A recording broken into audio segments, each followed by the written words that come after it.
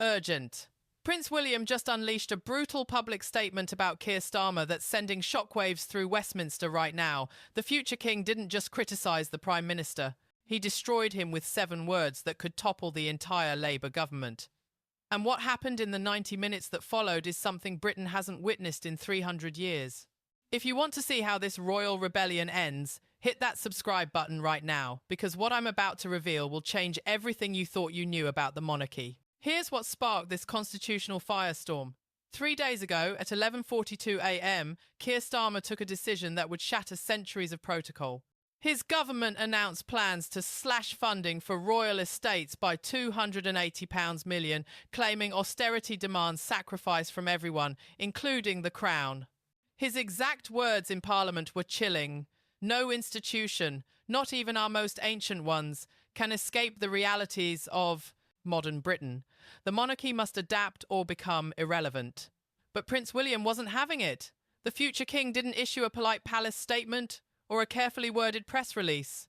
He did something that left constitutional experts gasping. He broke 150 years of royal silence with a direct public challenge to the sitting Prime Minister. At yesterday's remembrance service for fallen soldiers at Westminster Abbey, William approached the microphone. Palace aides expected routine pleasantries about duty and sacrifice. Instead, the prince delivered words so devastating that 3 Labour ministers were seen visibly recoiling. Those who serve this nation deserve better than leaders who dismantle tradition while preaching sacrifice they'll never endure themselves. The crowd erupted in thunderous applause that lasted 47 seconds. Starmer, seated just 15 feet away, looked like he'd been slapped. His face turned crimson, his jaw clenched. Witnesses say he whispered something to Deputy Prime Minister Angela Rayner that made her physically pull back in shock. Within minutes, the footage was everywhere. Twitter exploded. TikTok went nuclear. The clip hit 8.3 million views in the first hour alone, but that was just the opening salvo in what would become the most explosive royal government confrontation in modern British history. The response from number 10 was swift and absolutely devastating for Starmer. According to senior Downing Street sources who spoke on condition of anonymity, the Prime Minister went ballistic. At 4:17 p.m. yesterday, he convened an emergency cabinet meeting. What happened behind those closed doors has been described by 3 separate ministers as the most frightening display they've ever witnessed from a British leader. Starmer allegedly screamed, "Who does he think he is? He's not king yet and he's already acting like a tyrant."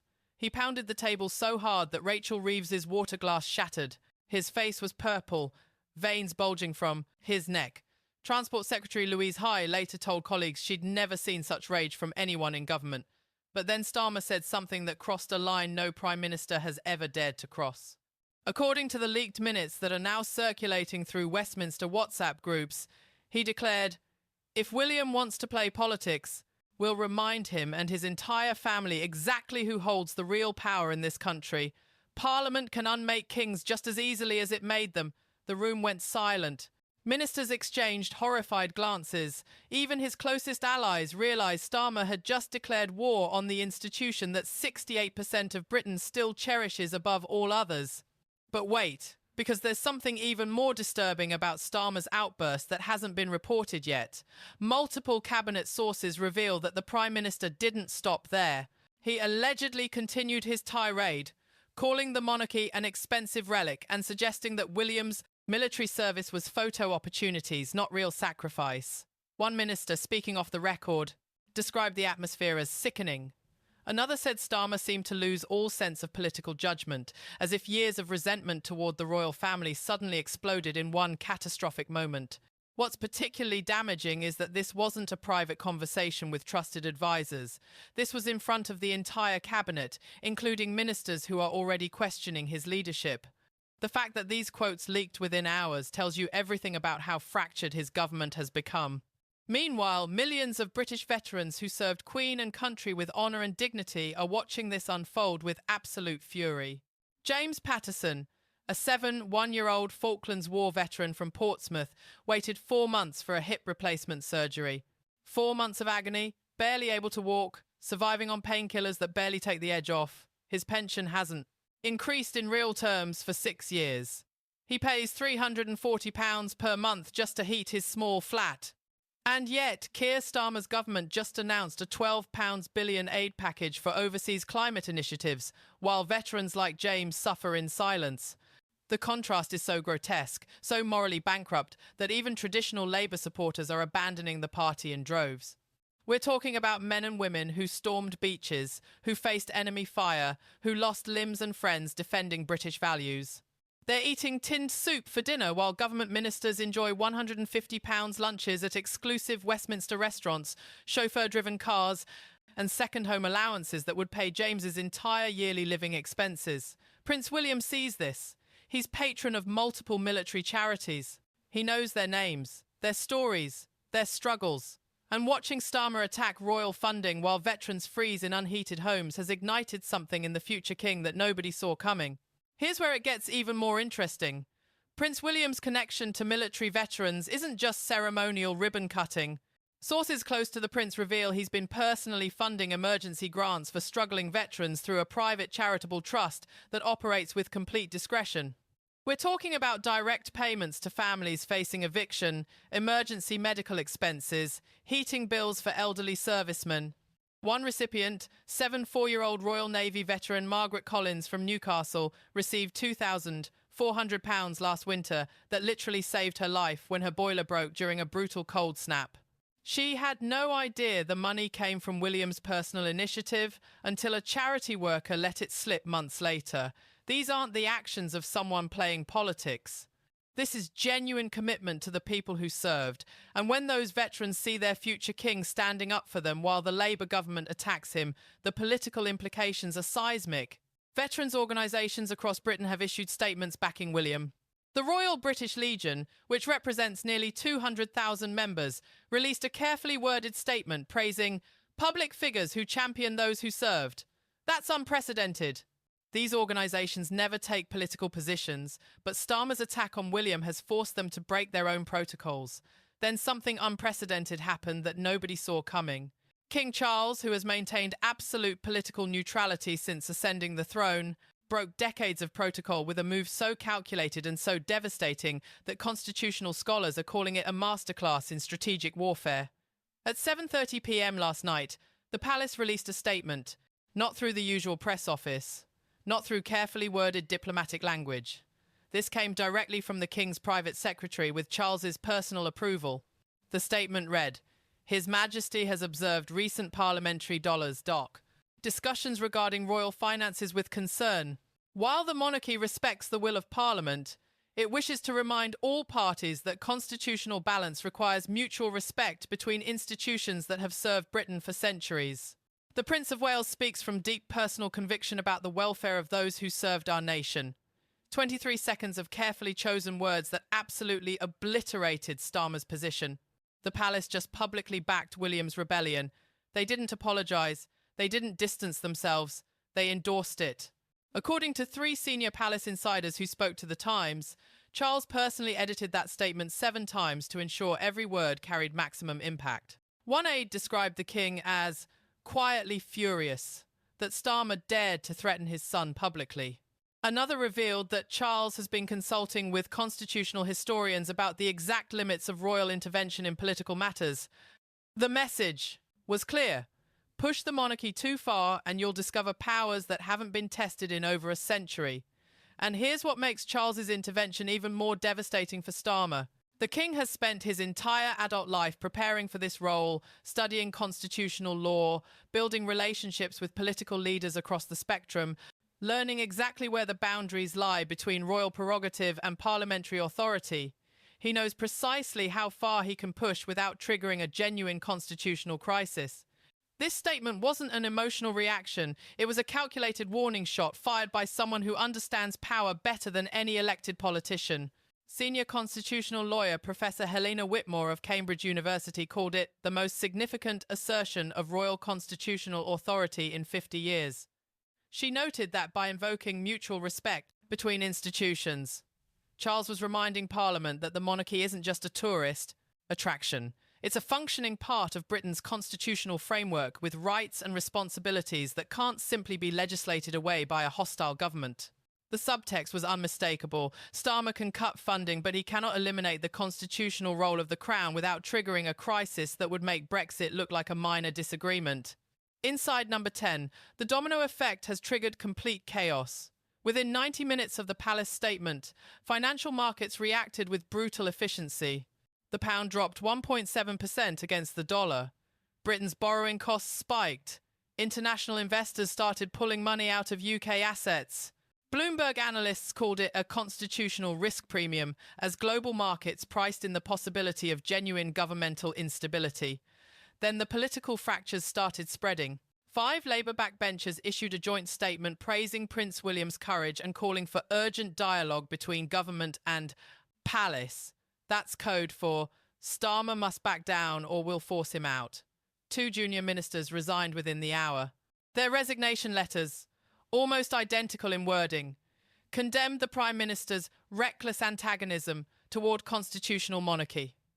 More devastating was what didn't happen. Chancellor Rachel Reeves, who usually defends Starmer like a pit bull, vanished from public view. She cancelled 3 scheduled television interviews. Her office claimed scheduling conflicts, but Westminster insiders know better. She's letting Starmer twist in the wind while she positions herself as the calm, reasonable alternative. And across social media, the explosion was unprecedented. Number Stand with William trended globally for 11 straight hours. Counter-protests organised on Facebook attracted 47,000 confirmed attendees in just 6 hours. Polling conducted by YouGov between 8 p.m. and midnight showed a catastrophic 19-point swing against Labour. Starmer's approval rating collapsed from 41% to 22%, the fastest prime ministerial decline ever recorded in British polling history. But here's the layer that could make this even worse for Starmer. The international reaction is compounding his domestic nightmare. Commonwealth nations are watching with alarm as Britain's Prime Minister attacks the very institution that binds 56 countries together. Canadian Prime Minister's office issued a statement emphasising the importance of constitutional monarchy in maintaining democratic stability. That's diplomatic language for Starmer is making a catastrophic mistake. In Australia, where Republican sentiment has traditionally been strong, even opposition leaders are criticising Starmer's approach. New Zealand's parliament held an emergency debate where multiple MPs condemned what they called an unprecedented assault on Commonwealth values. These aren't just symbolic statements. Commonwealth trade represents £85 billion annually for Britain. Economic relationships built on centuries of shared constitutional framework are now under threat because Starmer couldn't control his temper. Business leaders are already expressing concern that political instability in London could jeopardise trade negotiations currently underway with multiple Commonwealth partners. The economic consequences of this constitutional crisis could extend far beyond anything Starmer imagined when he decided to pick this fight. Inside Westminster, the atmosphere has become absolutely poisonous, with rebellion brewing in every corridor. Labour MPs are holding emergency meetings in offices, pubs, even parked cars to avoid detection. WhatsApp groups with names like Steady the Ship and Course Correction have become coordination centres for removing their own Prime Minister. Shadow Cabinet Minister Yvette Cooper was overheard telling a colleague, "He's finished. The only question is whether he jumps or we push." Even more damaging, Angela Rayner has started taking calls she used to. Forward to Starmer's office. She's consoling panicked MPs, promising stability, offering reassurance, classic leadership positioning. She's not defending her boss anymore. She's auditioning to replace him. Senior Labour strategist Peter Mandelson, the party's master tactician, gave a television interview that was devastating in its restraint. The Prime Minister faces challenging days ahead, he said, with the kind of calm that precedes execution. Labour must always remember it serves the British people, all of their institutions and all of their traditions. Translation: Starmer betrayed core Labour values and he's done. The parliamentary arithmetic tells the brutal truth. Starmer needs 326 votes to survive a confidence motion. Today he can count on maybe 290. 40 MPs are openly hostile, another 60 are wavering. And every hour that passes, more Labour members are calculating whether loyalty to Starmer is worth destroying their own political careers. But here's the revelation that could end this crisis tonight or escalate it into genuine constitutional warfare. Leaked documents obtained by the Telegraph show something explosive that Downing Street has desperately tried to suppress.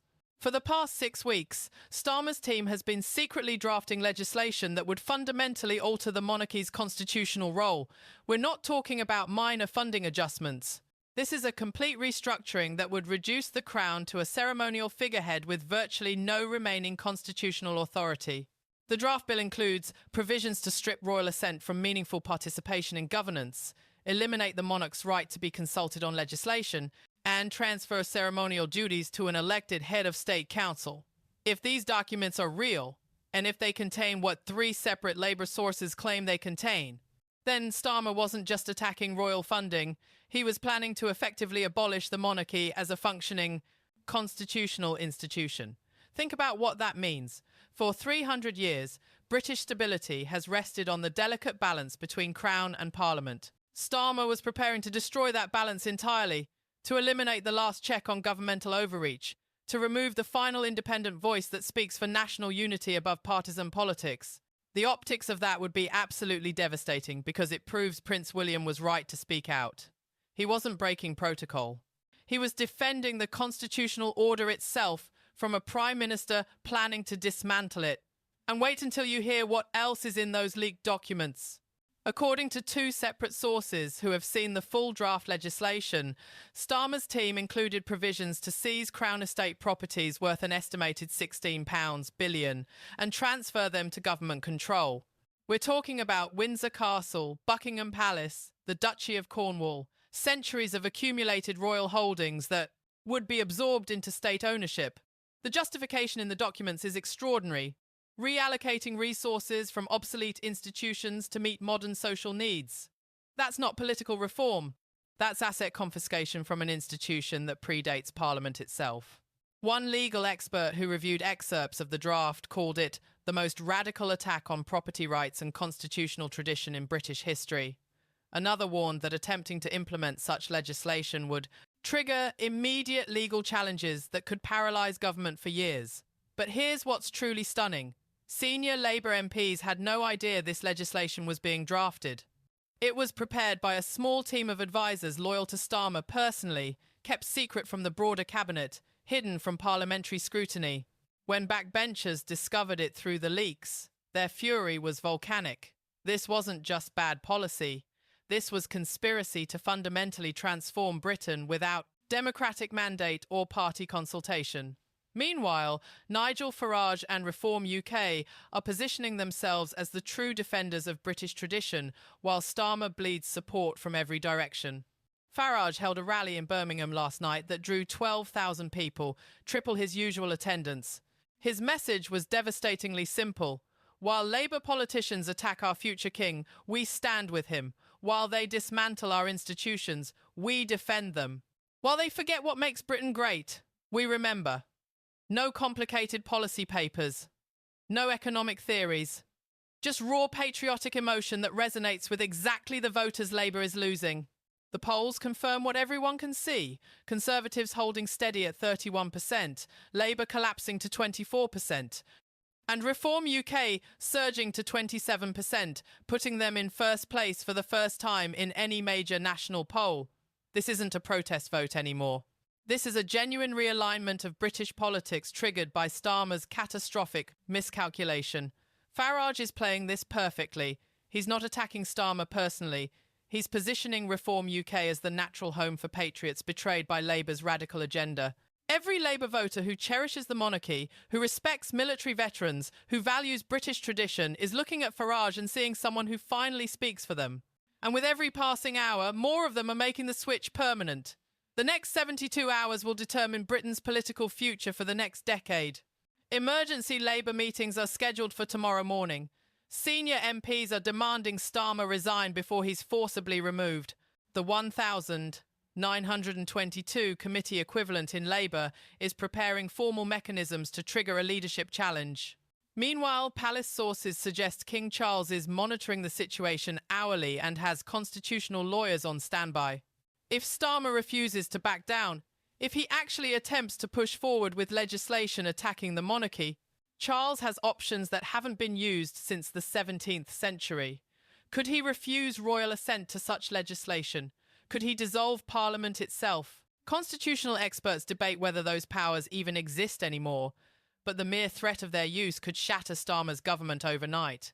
Britain is watching a constitutional crisis unfold in real time, live streamed across social media, analysed minute by experts who can't quite believe what they're witnessing.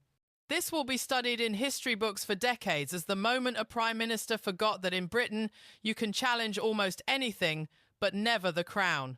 At its epicenter stands Keir Starmer, increasingly isolated, watching his government disintegrate around him while the future king he tried to intimidate stands dignified and vindicated. So here's the question that matters right now. Does Starmer survive the next 72 hours, or is his government finished? Did Prince William just save the monarchy, or spark its biggest crisis in 300 years? And could Nigel Farage actually become Britain's next prime minister? What do you think happens next? Drop your thoughts in the comments below. We read every single one and we want to hear from you. And if this story shocked you as much as it shocked us, share it with everyone who needs to see what's really happening in Westminster right now. The mainstream media won't give you the full truth, but we will. Hit that subscribe button because tomorrow we're revealing the leaked WhatsApp messages between Angela Rayner and the rebels planning Starmer's removal, and you won't believe what they're saying about the future of Labour. This constitutional crisis is far from over. The next chapter drops tomorrow.